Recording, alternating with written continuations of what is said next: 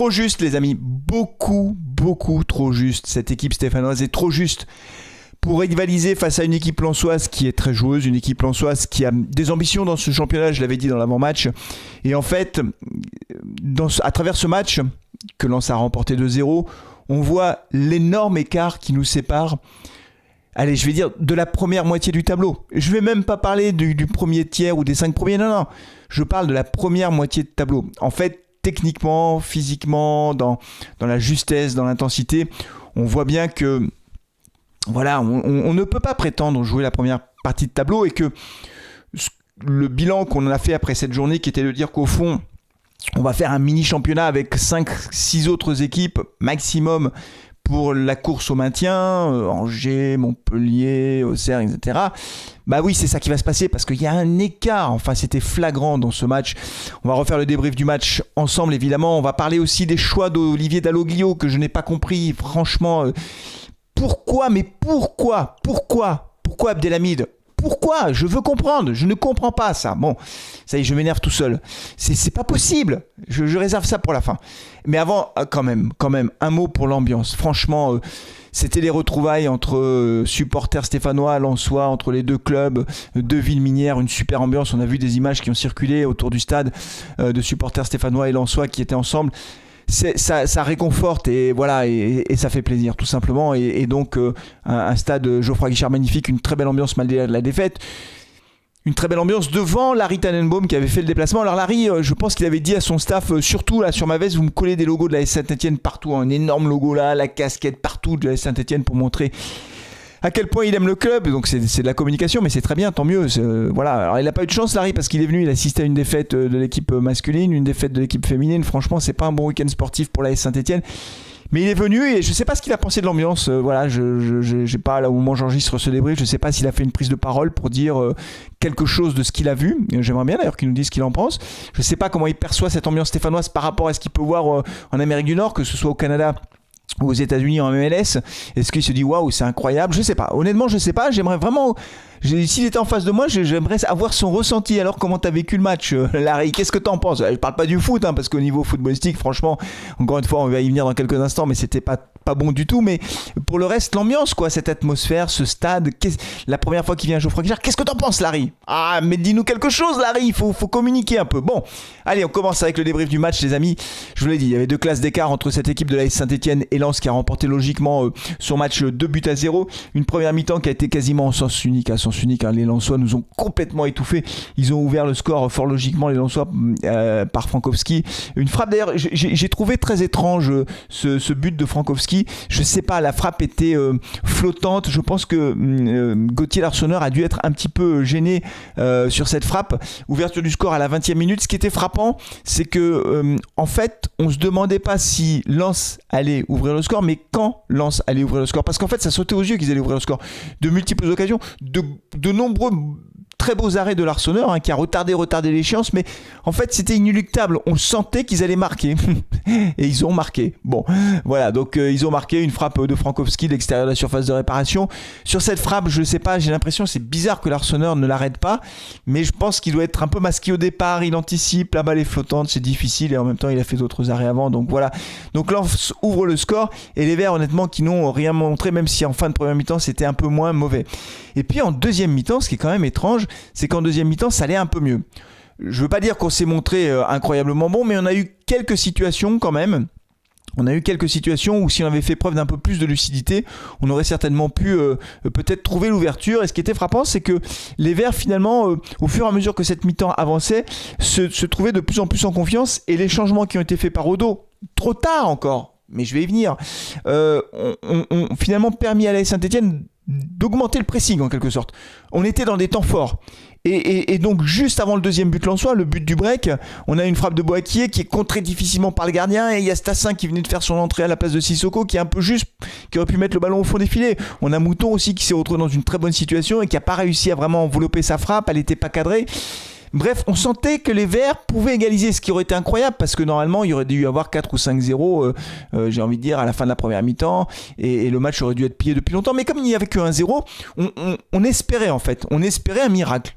Et le miracle peut arriver dans le foot. Et si on avait égalisé par Stassin juste avant, un partout, tout était possible en fait.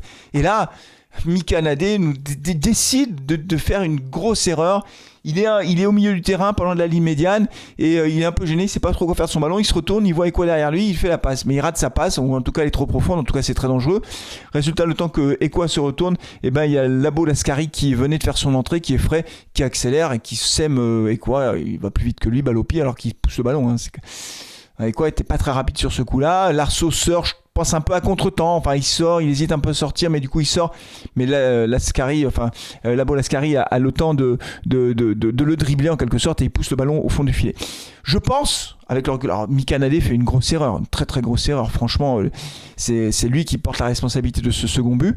Je pense néanmoins que Ekwa aurait dû faire faute. Dites-moi si vous pensez comme moi que Ekwa aurait dû retenir le joueur lensois par le maillot. Évidemment, ça faisait carton rouge, dernier défenseur carton rouge, mais ça faisait toujours 1-0. Et si Ekwa est suspendu pour 1 ou 2 matchs, c'est pas très grave. On a Mougou, on a Mouton, on a Bouchouari, et donc c'était pas grave finalement qu'ils prennent un carton rouge. Un carton rouge pour une faute d'anti-jeu, j'ai presque envie de dire que ça fait partie du jeu. Vous comprenez ce que je veux dire? Ce que je n'accepte pas dans le foot, c'est les fautes dangereuses qui peuvent blesser les joueurs, qui peuvent atteindre à l'intégrité physique d'un joueur. Donc un tacle par derrière au niveau du genou pour empêcher d'un but, non. Mais retenir par le maillot, c'est un acte d'anti-jeu, c'est interdit, c'est sanctionné par un carton rouge. Voilà. Ça fait partie du jeu. Alors peut-être que ça vous choque ce que je vous dis, mais moi je pense qu'il aurait dû faire faute. Voilà, c'est tout. Hop, tu retiens par le maillot, tu dis non, je l'ai pas touché. Et l'arbitre sur le carton rouge, tu fais semblant d'être surpris. Je le fais bien, non? Clac. Ah non! Quoi? Carton rouge pour ça? Mais je l'ai pas touché, monsieur l'arbitre. Et puis hop, dehors. Mais au moins il y a un 0. Il le fait pas, et ça fait 2-0. Et alors après, c'était extinction des feux. Après ce deuxième but, je vous garantis que c'était extinction des feux complète, et les Verts ont complètement lâché le match et il ne s'est plus rien passé. Quand on regarde les stats, et non pas les stassins, les statistiques, Lens 63% de possession de balle, 570 passes contre 336 pour la SS, des passes réussies 501, 250 pour Saint-Étienne. 2 fois plus de passes réussies. C'est pour ça que je vous dis que on voit bien l'écart de niveau entre une équipe qui peut jouer le haut de tableau et qui devrait jouer le haut de tableau et nous. Elle est là, il est là l'écart. Il est dans l'intensité, il est dans les passes réussies 2 fois plus, dans la possession de passes 2 fois plus, dans la possession de passes, dans la possession de balles 2 fois plus, et aussi cette capacité à gérer les temps faibles. Parce que Lens n'était pas très bien au fond, au début de deuxième mi-temps, là, pendant les 25 premières minutes, entre la 45e et la 75e, même 80e jusqu'au deuxième but, c'était pas génial, ils étaient un peu fatigués, mais ils gèrent. Ils mènent 1-0, ils gèrent, les gars.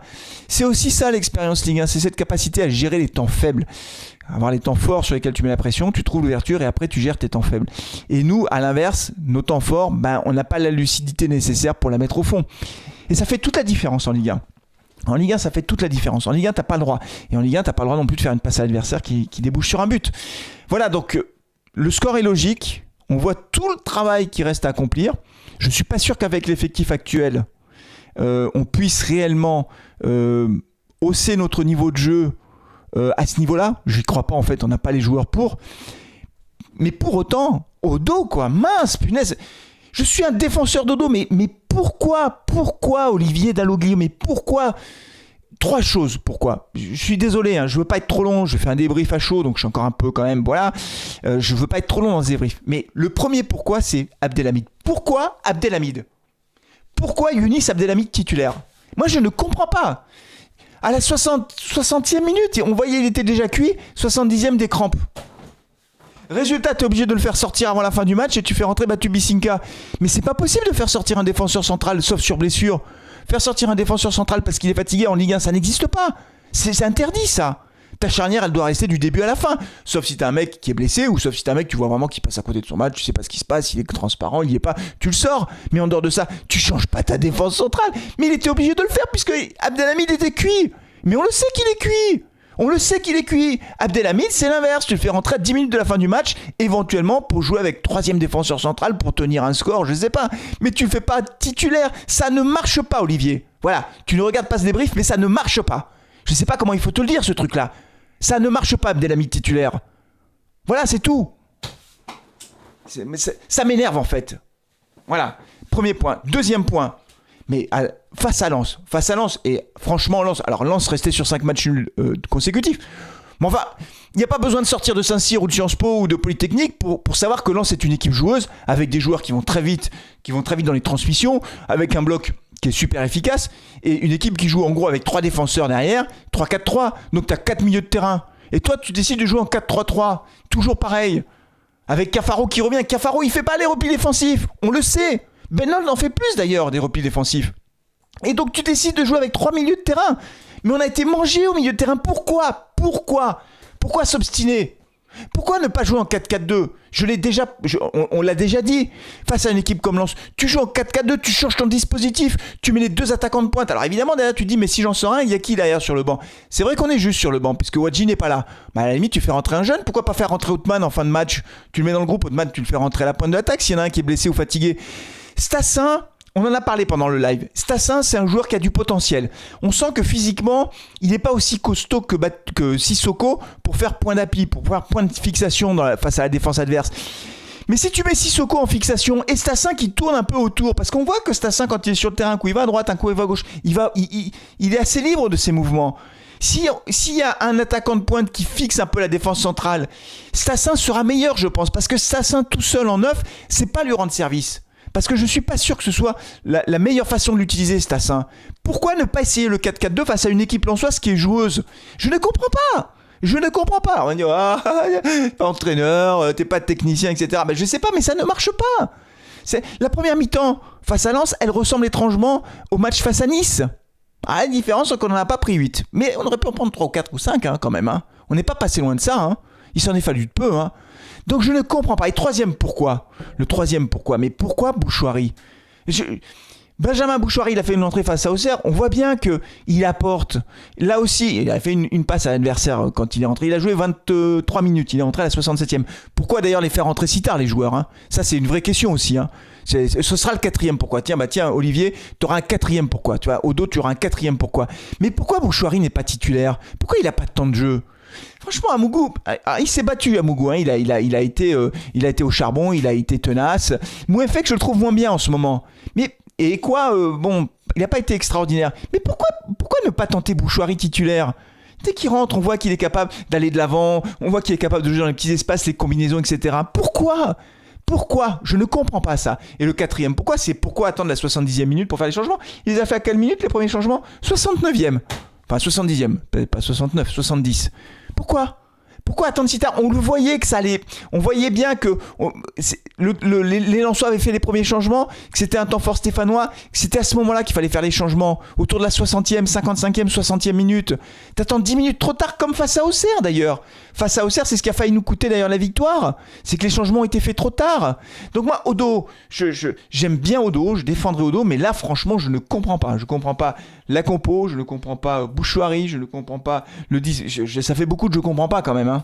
Ça en fait beaucoup. Voilà. C'est pénible. Dites-moi ce que vous en pensez, les amis. J'arrête là parce que je vais m'énerver encore, donc je préfère m'arrêter là. Dites-moi ce que vous en pensez en commentaire. C'est très très pénible. Encore une fois, ça décharge.